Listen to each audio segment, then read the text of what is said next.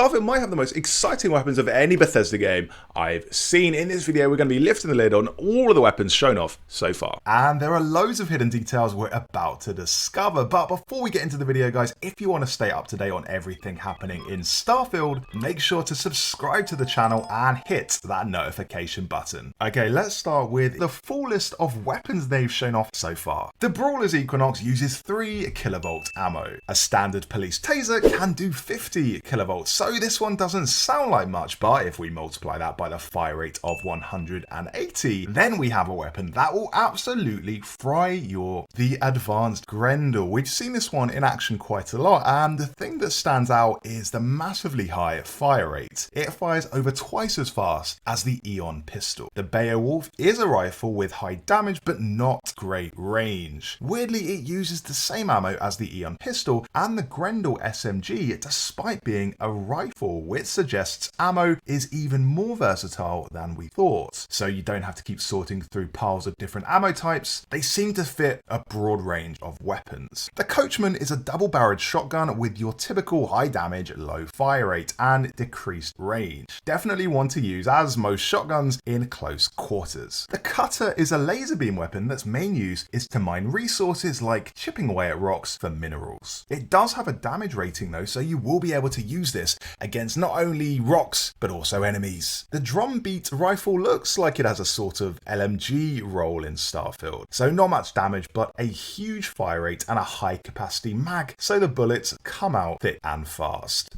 The Ember is basically a pistol that sets people on fire. It's been modded with something called ignition beams that cause people to burst into flames, sort of like a mini handheld flamethrower. The Eternity's Gate does both energy and physical damage, which I haven't seen in a gun before in this game. This makes it a rare weapon in Starfield, as you can see by the marking here. And check out this description. It has volatile rounds that pack a bigger punch, but these can also fail on occasion, meaning this is a high-risk, high-reward weapon. The Experiment A7 is a pump-action shotgun that deals 30% extra damage against aliens, so this is a great weapon to take out when you're hunting alien wildlife. And check out the Flechette rounds here. Flechette rounds are basically little darts with incredibly sharp tips, and they do way more damage than typical bullets. The Magpulse is a fast-firing weapon that makes up for the low damage per hit with an incredible number of shots. It sounds like it would be a mag weapon, but it actually falls under the physical damage type. So it uses magnetic fields to fire tiny physical projectiles from an array of barrels. The Magshear is like the Mag Pulse. So also not an electromagnetic weapon, but a physical damage weapon, which uses ballistics. The most impressive thing here is the fire rate. It has a fire rate of 300, almost double that of the Grendel SMG. The Pacifier is another pump-action shotgun, but it actually has a shorter barrel than the Coachman, which usually means higher damage for less range. The Rescue Axe, for when you run out of ammo or you're in close quarters, you can always rely on your trusty axe. The one you'll be rescuing here is probably yourself. The Razorback is a high damage revolver. Now, I don't normally use revolvers in FPSs, but this one looks interesting thanks to its mods. We can see a recon scope and a compensator, which turns the gun into what's called a modified calibrated Razorback. The word calibrated in Bethesda games usually means the weapon does extra critical hit damage. The Tombstone is an assault rifle, but with a much lower rate of fire of 90 compared to the 170 of the Grendel. Again, it's modified here with a long barrel, iron sights, and large magazine, which will let you compensate for any shortcomings. The Allied is a grenade launcher, judging by its large rounds. We know there are grenades in the game, but the ones we've seen already are thrown grenades, so it will be interesting to see just how damaging grenade launchers are in Starfield. The Eon is your starter handgun in Starfield. It does 49 damage, which isn't much, but it's a useful number to compare the stats of other guns in the game to. The Combat Knife is a reliable weapon in any FPS game, and it's probably the same in Starfield. This one is manufactured by the UC Colonies, which suggests there are other sorts of combat knives in the game, possibly with different stats and damage outputs. The Urban Eagle is a a pistol that sounds a bit like it might function similarly to a Desert Eagle, which is a slow-firing pistol that packs a punch. There are a few callbacks to classic 20th century weapons in Starfield, like what looks like an AK-47 earlier in the footage, suggesting that combustion weapons never go out of style.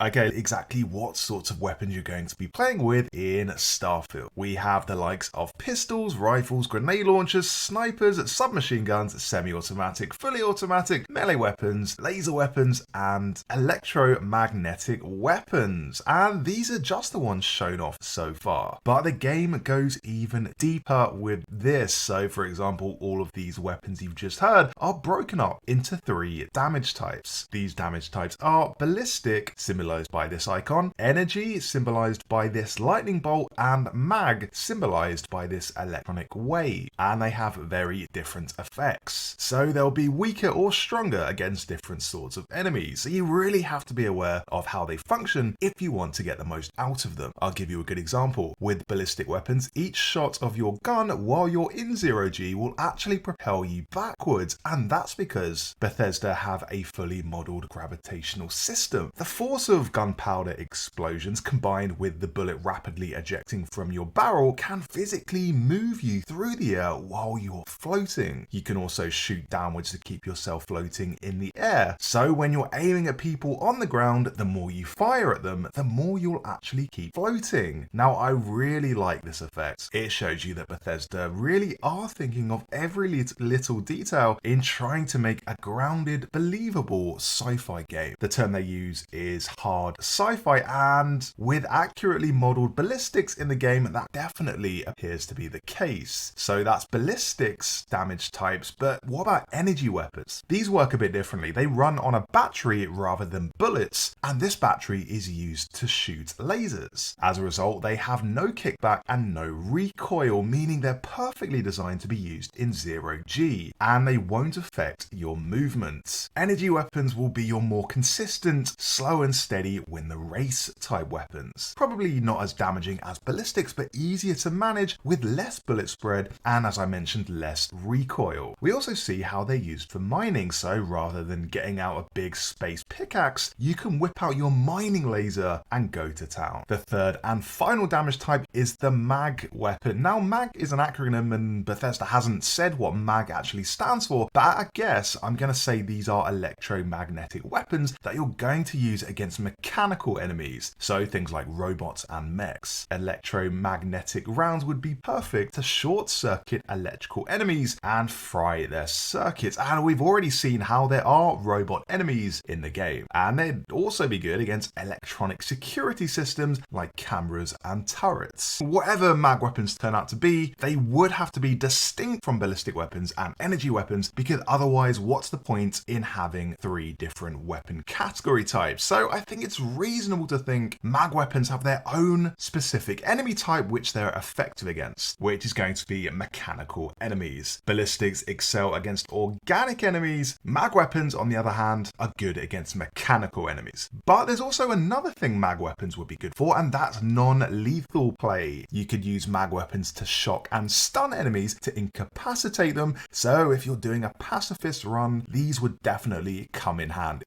You're not just stuck with your weapon as it is either, because you can customize it using mods. For that, you can just go to a computer terminal, which you can find at outposts and bases. There are 8 different mod types you can use. These are receiver, internal, optic, magazine, and battery, and muzzle. Now, I've only listed 5 there, not 8, and that's because Bethesda hasn't shown off the full list of mod types. We just know they're there because we can see the amount of mod slots listed here. Also, we can see a scroll button on the left, meaning you can scroll down and reveal more mods. So we'll just have to wait for the full game to see what those other mod types are. But these mods will let you optimize your weapon and make it perform exactly how you want. For instance, if you want to change the optics, maybe put a scope on there that increases the zoom, then scroll down to the optics category and slot in your mod. Here we can see the current mod attached is the iron sights, but that's not very futuristic, at least not for me. I'm definitely going to make sure to change customize that when I get the game. Another example is the magazine and battery category. The player here has a drum magazine, but you'll be able to slot all types of magazines and batteries depending on your weapon, be it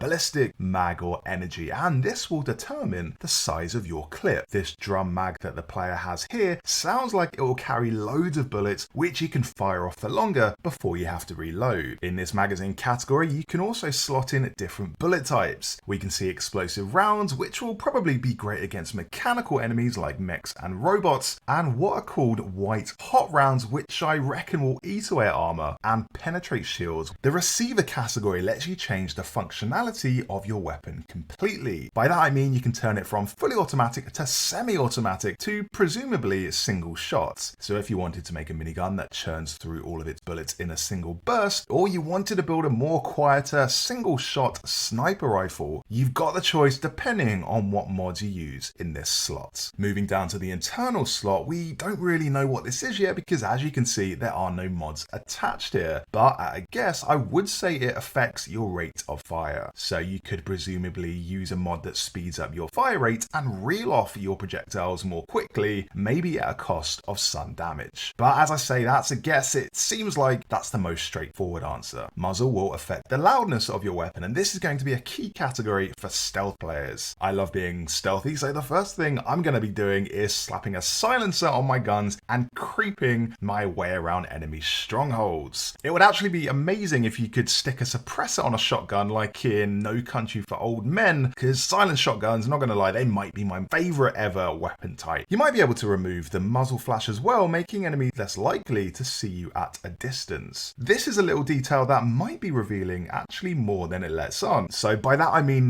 guns fired in space are silent, they don't make a noise, so to avoid you being overpowered in space shootouts and being able to fire all your weapons silently, maybe enemies actually get alerted by your muzzle flash. So this would be a confirmation of not only gun battles in space, but possibly more space gameplay, maybe even the ability to spacewalk. But again, that's massive speculation. Maybe it is just that, the ability to customize your muzzles. I don't want to get too carried away or anything like that. One thing we do know, however, is that there will be a heavy focus on gunplay in this game. You're going to be getting into a lot of shootouts, and the reason I say that is because in this game, bullets weigh nothing. We can see how when the player picks up a bunch of bullets, they actually have no weight. This is a big change to Fallout, where bullets not only weighed you down, but also took up inventory space, meaning there was a limit to how many you could carry. Consequently, it could lead to moments where you had to avoid firefights because you were either saving on ammo or didn't have any space to spare. In Starfield, however, you don't have to worry about running out of bullets, so you can fight with as many enemies as you want. You don't have to avoid a single encounter, and that goes for all three weapon types. There are a lot of weapons and mods in Starfield, and it's clear this is a game designed with an emphasis on gunplay. It's not a ridiculous amount of weapons like in, say, Borderlands. Like, there's not a million guns here, but there will be rare guns to loot and modify. You can tell this because sometimes when you loot a chest, we can see more valuable items highlighted in yellow, and also some weapons tell you that they're rare weapons. So it's always going to be worth having a look in chests and unconventional places to get your hands on those rare weapons. That's not even mentioning the ability to customize a weapon with parts and then sell it off. Like, you could potentially be a gun runner and make a living by obtaining weapons, modding them, then selling them on to vendors at a marked up price. We've seen you can craft ammo too, so there'll be plenty of depth to the whole system, with the best and most damaging ammo requiring the rarest crafting materials, which will probably make it really satisfying when you finally get some. So like I say, there aren't a ridiculous number of guns in the game, but what is there looks really detailed and well done. Each gun has its own shape and silhouette, and they've been animated with moving parts. They look really convincing and like actual military firearms in the future would look, and having a set number of them would help Bethesda to balance everything. I think there'll be a rock, paper, scissors approach to the three weapon types, so ballistic, as I say, will be good against human enemies, energy may be good against alien wildlife, and mag may be good against mechanical enemies, just to overload their circuits. Anyway, that about does it. Thanks so much for watching this breakdown of the weapons in Starfield. I cannot wait to get my hands on this game and just start blasting. amazing. As ever, for more Starfield videos, subscribe to the channel, and I'll see you next time.